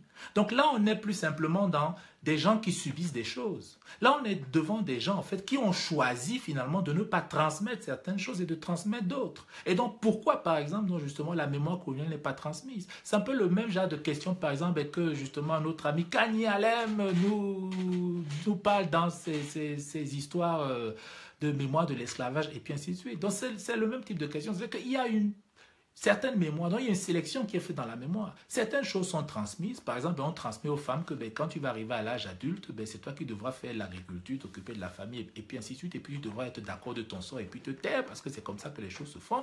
Et ça marche relativement bien.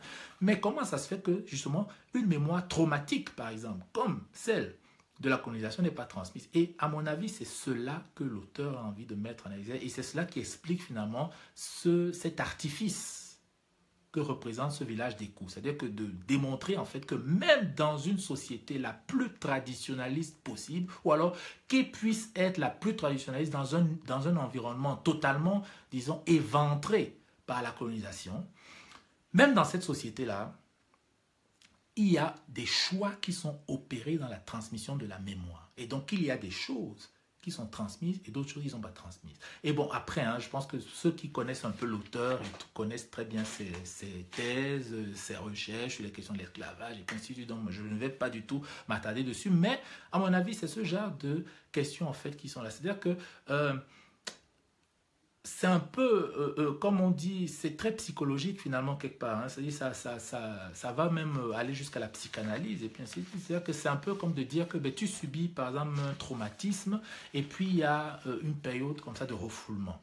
Donc il y a une période comme ça où vous allez refouler ce traumatisme, vous allez le nier, vous allez le refuser, refuser de l'admettre. Et donc c'est vraiment à ça que sert écho en fait. C'est-à-dire que écho en fait, c'est-à-dire que vous pouvez prendre l'intérieur de la nuit et vous pouvez le lire, vous pouvez le lire comme une thèse psychologique, parce que c'est juste une question de retour du refoulé dans l'intérieur de la nuit. Et donc vous en fait finalement lire écho comme étant le lieu, le siège, l'endroit où le refoulement prend lieu, hein, enfin, donc, où le refoulement a lieu. C'est là, donc, il refuse totalement de transmettre cette histoire-là. Peut-être aussi à cause de son impact, en fait, sûrement, peut-être sûrement à cause de son impact traumatique. Donc, comme quoi, en fait, au final, certaines personnes, quand même, à un moment, ont perçu l'impact traumatique de cette histoire et ont décidé de la mettre en sourdine et ainsi de suite. Et ça ne se fait pas gratuitement. Et c'est là où, justement, ce qui apparaît comme étant la passivité, par exemple, des échos. Parce que quand on observe, grosso modo, on se dit que non, mais les échos sont passifs et tout. Et c'est aussi dans ce sens que, finalement, Bergelite, moi, je vais mettre un petit bémol, par exemple, au niveau de la description, par exemple, que tu as apportée sur Eyum. C'est-à-dire qu'en disant, par exemple, que c'est un individu qui est relativement faible et puis ainsi de suite, qui n'a pas de personnalité, contrairement à Ié, par exemple. C'est-à-dire que en plus, donc, justement, donc, de l'action des colons, hein, c'est-à-dire que déjà l'action des colons, un autre aspect, par exemple, qu'on peut justement aussi, et qui peut expliquer l'absence de mémoire historique, peut-être juste avant de me permettre de bien expliquer la chose, c'est-à-dire que l'action des colons, en fait, elle a même consisté en quoi exactement, hein? Donc, ça laisse en fait comprendre qu'à un moment ou un autre de son histoire, finalement, les échos ont été en contact avec les colons. On suppose que ces colons sont français. On n'a pas cette explication claire, mais au vu du fait que Ayane va faire ses études en France, donc on suppose que ça doit être des Français. Mais ce n'est pas clair. Donc, et qu'est-ce qu'on sait en fait de l'action de ces colons finalement? On sait en fait que ces colons ont destitué, hein, donc il y avait une famille, dans la famille de Io, c'est une vieille dame, qui était censée avoir le pouvoir. Et sa famille, en fait, donc, a été destituée au profit donc, de celle d'Eyum, donc le chef actuel. Et elle a en fait été destituée parce qu'ils étaient très revendicatifs. Et ils demandaient, par exemple, aux colons d'avoir, par exemple, pour les gens qui étaient réquisitionnés pour aller travailler dans les mines et puis ainsi de suite. Donc, ils demandaient toujours à ce que ce soit les leurs qui soient favorisés. Donc, il y avait un souci comme cela de la part du chef de sa population pour assurer, hein, pour permettre à sa population de profiter au maximum, disons, de cette présence coloniale-là. Et ce qui apparemment était mal vu donc, par ces colons, qu'ils ne trouvaient pas assez malléables parce que ils négociaient beaucoup et puis ils tenaient à aussi profiter un petit peu du pillage qui était mis en place dans leur pays, donc notamment à travers les mines, par exemple, hein, tel qu'on l'apprend par la suite. Donc, dû au fait que ce chef était très peu malléable, donc ils ont été destitués et puis remplacés par d'autres qu'on a jugés être beaucoup plus mous, beaucoup plus, voilà, quand même, beaucoup plus collaboratifs avec le colon. Donc il y a une action directe du colon, ça clair et net. Donc, comme quoi, en fait, à un moment ou un autre de son histoire, dans son isolement géographique ne veut plus rien dire là. C'est-à-dire qu'à un moment ou un autre de son histoire, finalement, les échos étaient en contact avec des colons, puisque quand même, si les colons arrivent jusqu'à destituer un chef, ils ne peuvent pas destituer un chef d'une région qui n'a aucune importance. Ça veut dire que historiquement, sûrement, les échos devaient être un peuple relativement grand, peut-être relativement prospère, et que son isolement géographique n'avait rien à voir avec sa place, par exemple, dans les échanges avec les Européens ou bien dans les échanges dans cette région-là. Dans l'isolement géographique, balayé, ça n'a plus du tout de signification particulière. Oui, mais tu as totalement raison.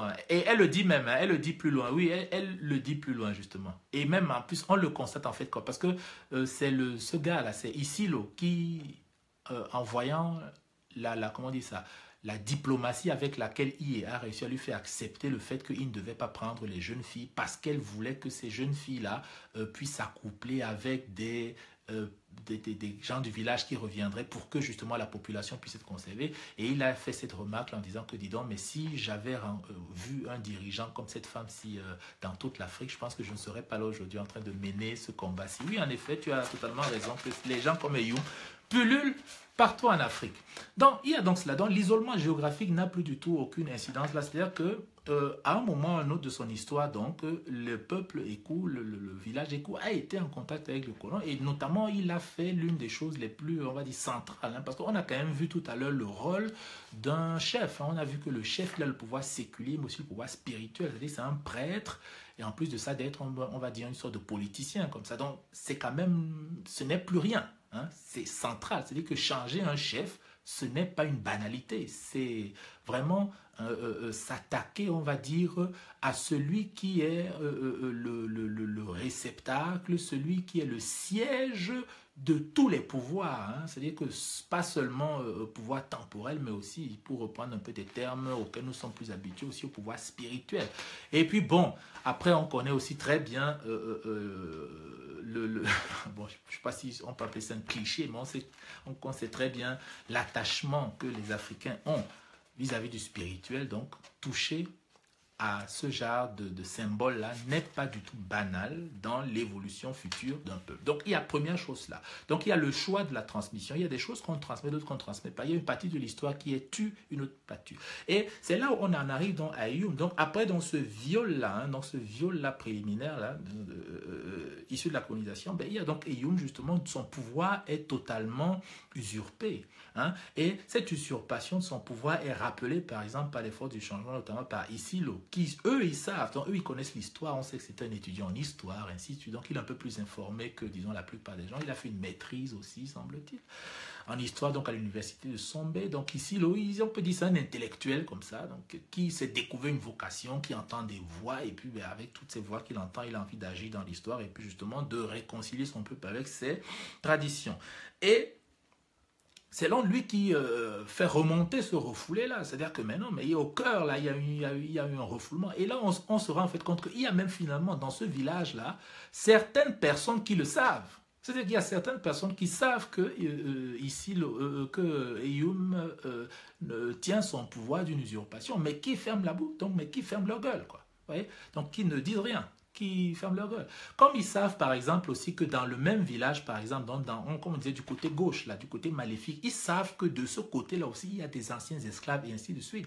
Et on sait par exemple que même dans ces anciens esclaves ou bien dans ces anciens étrangers assimilés, ainsi de suite, ben, eux, ils savent qui est qui, mais ces gens eux-mêmes ne savent même pas ce qu'il en est. Ouais, donc, comme quoi, en fait, il y a justement cette question de l'ésotérisme là, hein, c'est-à-dire que qui se retrouve encore là, c'est-à-dire que où finalement la connaissance, le savoir n'est pas forcément censé être diffusé auprès de tout le monde, mais qu'elle est censée rester entre les mains de quelques personnes, et c'est véritablement le fait que la connaissance reste auprès de certaines personnes qui détermine leur influence dans la société. Ouais. Donc, c'est un des aspects aussi comme ça, à mon avis, qui est mis en place. Donc, Ayoum, ben justement, grâce à sa maîtrise des fétiches, par exemple. Donc, on sait que c'est un grand féticheur, sa famille était déjà réputée pour la maîtrise des fétiches, et on sait aussi, par exemple, que ben, dans un contexte pareil, ben, les fétiches, ça se transmet soit par le direct, hein, c'est-à-dire que bon, le père donne à son enfant, par exemple, un fétiche, et ainsi de suite, ou alors ça peut se transmettre aussi par la demande, c'est-à-dire que si tu as envie, ben, tu vas demander à quelqu'un qui connaît, et puis s'il veut te donner, il va te donner ses conditions, hein, comme on dit souvent, c'est-à-dire que s'il faut que tu lui donnes quelque chose, ben, tu lui donnes, et puis il te transmet aussi des fétiches, et puis des pouvoirs. Mais bon, dans le cas d'un chef, c'était d'une famille de fétichistes, et puis ainsi de suite, donc ils avaient une grande maîtrise de cela, et forcément, donc, en jouant sur le côté superstition, donc c'est une sorte de soft power, hein, pour utiliser un peu une expression relativement américaine, nord-américaine, et ainsi de suite. Voilà, c'est une sorte de pouvoir discrétionnaire, c'est-à-dire de pouvoir mental. C'est-à-dire que là, en fait, dans ce village des coups, on ne voit plus. C'est-à-dire qu'hormis ce viol originel là, hein, que la colonisation fait en évinçant un ancien chef et puis en mettant la famille d'Ayoum, tout ce qui va s'en suivre est lié à Ayoum lui-même. C'est-à-dire que c'est Ayoum en fait qui met en place donc un système, disons, de lavage de cerveau implicite, et basé sur une violence mais très forte. C'est-à-dire que qui est lié au fait que ben, comme il possède des pouvoirs surnaturels, il maîtrise les fétiches, et comme justement il entretient la croyance des gens vis-à-vis de ces fétiches et puis ainsi de suite, c'est cela qui comment dire ça, qui perpétue finalement son autorité. Ouais. Donc il perpétue son autorité avec autour de lui des personnes qui tirent aussi profit, qui tirent avantage de ces situations-là. Donc on est dans une situation où finalement la déliquescence, ou bien ce qu'on appelle la décadence des coups n'est plus est liée à cette question du pouvoir. C'est-à-dire qu'en fait, à quelqu'un qui finalement est incompétent. C'est-à-dire que qui détient le pouvoir, qui utilise, disons donc, ces moyens de pression, ces moyens implicites, disons, pour conserver ce pouvoir-là, notamment par la peur, par exemple, donc en utilisant des voies surnaturelles et puis ainsi de suite. On sait que, par exemple, il décourage qui que ce soit. C'est pour ça que, par exemple, on a appris qu'à partir de 12 ans, par exemple, donc au CM2, les enfants ne vont plus à l'école, mais ils commencent à aller travailler en ville. Donc, on peut même comprendre que les gens vont travailler en ville, vous voyez, à cause de lui. C'est-à-dire que ça lui permet, par exemple, d'avoir le moins de contestation possible au village. Par exemple, c'est un ensemble d'hypothèses comme ça. Donc, ayant le moins de mal possible au village, ben, son pouvoir est respecté, personne ne va le contester. Ils sont ailleurs, vous voyez. C'est-à-dire que il y a, par exemple, vous voyez, quand on prend, ne serait-ce que si on reste dans le cadre du Cameroun, par malheur actuel, c'est-à-dire qu'il y a par exemple des gens qui avancent cette hypothèse-là. C'est-à-dire que qui avancent par l'hypothèse que pour assurer la stabilité par exemple, du régime actuel au Cameroun, on aurait tendance à envoyer, disons, ou alors encourager les fortes têtes, ou alors les têtes bien pleines à aller à l'étranger. Parce qu'au moins là-bas à l'étranger, en plus n'ayant même pas la double nationalité, elles ne seraient pas du tout tentées de faire quoi que ce soit. En tout cas, elles deviennent totalement neutres, ou alors totalement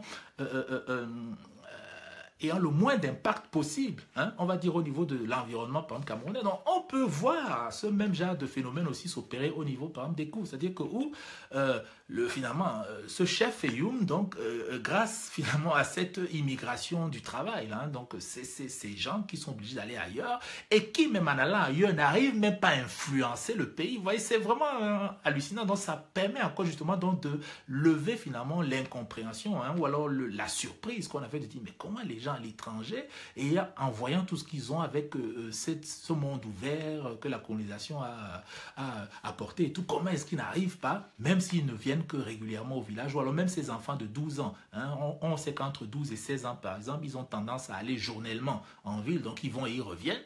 Et on sait pas comment est-ce que les enfants sont perméables. Quoi. Je veux dire, tu envoies un enfant de 12 ans en ville, mais je veux dire, ce n'est plus ton enfant. Quoi. Tu ne peux plus le reconnaître. C'est-à-dire que la ville va tellement l'influencer que tu ne peux même pas être sûr que dans son esprit, il va encore avoir des restes de la tradition qui sont conservés. C'est vraiment l'âge où les influences sont les plus considérables. Et puis forcément, allant en ville à 12 ans, ben, qu'est-ce qui peut empêcher qu'il soit influencé? Mais rien, c'est-à-dire qu'il c'est plutôt un boulevard ouvert pour la consommation et puis pour l'adoption, disons, du mode de vie occidental qui semble être prégnant au niveau de Sombe. Donc, tout cela, c'est finalement un des traits, à mon avis, et c'est là où, donc, malgré ce qu'on peut percevoir comme étant la timidité ou bien, disons, la faiblesse, le manque de courage, de poigne de de Ayoum, au contraire, à mon avis, on a là un politicien, mais hors pair, hein, un politicien hors pair qui a réussi qui réussit à conserver son pouvoir coûte que vaille. Hein, à laminer complètement le pays, à pousser les gens à l'étranger et puis ainsi de suite pour être en mesure de conserver son pouvoir. Et donc, à mon avis, c'est là, hein, c'est là vraiment qu'il faut aller rechercher finalement l'explication, hein, la cause de l'enclavement. C'est-à-dire qu'il y a un événement déclencheur qui est donc celui de la colonisation, donc, où en changeant le chef traditionnel, donc il y a toute une société qui est bouleversée par cet effet-là, mais que le gros, on va dire, donc, du travail d'enclavement, il est fait par Ayoum dans une stratégie qui a l'air d'être bien menée, bien huilée, de conservation de son pouvoir, coûte que vaille. C'est-à-dire que quitte à ce que les gens deviennent beaucoup plus pauvres, quitte à ce que les gens aillent à l'étranger et puis ainsi de suite, il est prêt à l'assurer pour conserver son pouvoir. Voilà. Donc, chers amis de l'Oasis, nous sommes gentiment arrivés à la fin de cette première partie.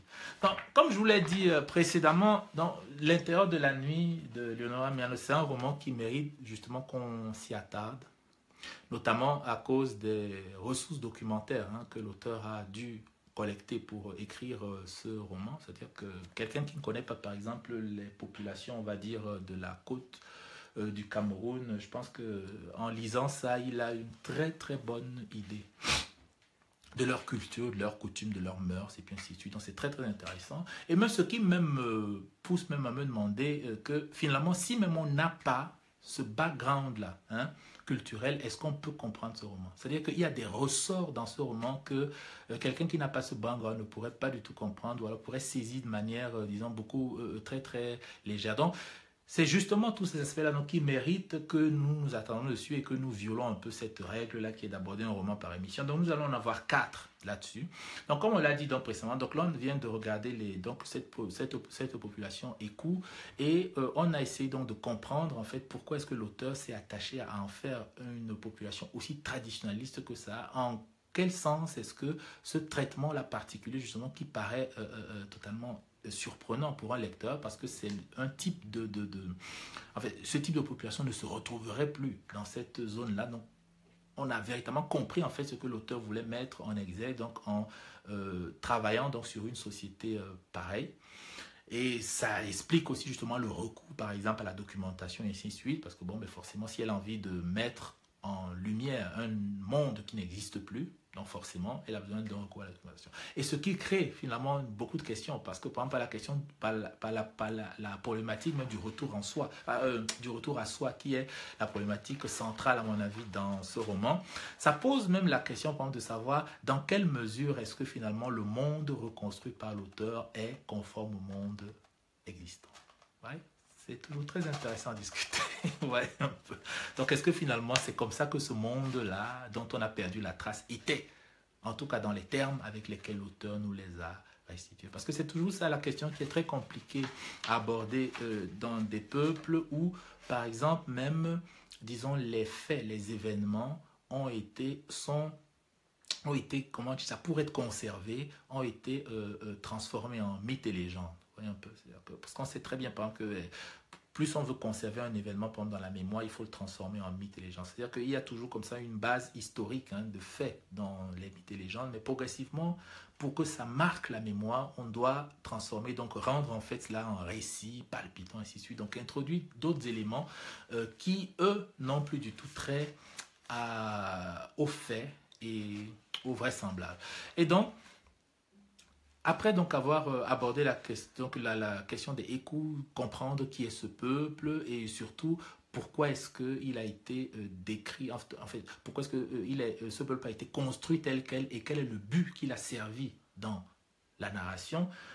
Nous allons aborder donc dans une deuxième émission le mouvement rebelle. Donc on va comprendre en fait quel est ce mouvement en fait des forces du changement, qu'est-ce qu'il fait exactement, d'où il vient, quelles sont ses motivations et comment est-ce que par rapport à cette question du retour à soi, il intervient. Donc qu'est-ce qu'il vient apporter finalement comme discours? Est-ce qu'il dit quelque chose de nouveau? Est-ce que même aussi ce mouvement rebelle là est porteur d'un discours qui est connu? Est-ce qu'il porte un discours qui est connu dans les termes tels qu'on l'observe? Ce discours est tenu ou alors est-ce qu'il y a autre chose qui intervient ainsi de suite? Donc c'est encore un autre aspect intéressant de la discussion par la suite. Et par ailleurs, donc, dans une troisième émission, on va aborder la personnalité d'Ayane. Donc essayer un peu de comprendre le personnage donc d'Ayane qui traverse comme ça le roman, donc notamment avec ce que elle, à mon avis, représente en termes d'explication sur, pour encore reprendre ce terme déjà très connoté de sous-développement de l'Afrique, donc qu'est-ce qu'en fait elle, dans son regard, ou bien dans l'approche qu'elle adopte, peut nous dire sur l'explication du sous-développement de l'Afrique, en opposition donc avec ce que les forces rebelles, les forces du changement nous disent. Et au final donc on va s'intéresser donc à la problématique de l'intérieur de la nuit, qui est donc de savoir dans quelle mesure est-ce que les Africains finalement peuvent maîtriser la question du retour à soi et créer ce qu'on peut appeler une sorte de renaissance ou de renouveau et puis ainsi de suite. Donc, chers amis de l'Oasis, je vous souhaite une excellente soirée. Et ça a été un plaisir pour moi de discuter avec vous de l'intérieur de la nuit de Leonora Miano. Pour ceux qui ne l'ont pas encore lu, je vous conseille vivement de le faire et je vous dis à une prochaine fois. Juste une dernière observation. Ayane se joint à la folle à la fin. Est-ce à dire que... Voilà, bon, écoute, tu sais, Bergeline, que ça sera l'objet de la 3e émission. Allez, bonne soirée à tous, je vous remercie. Au revoir, merci.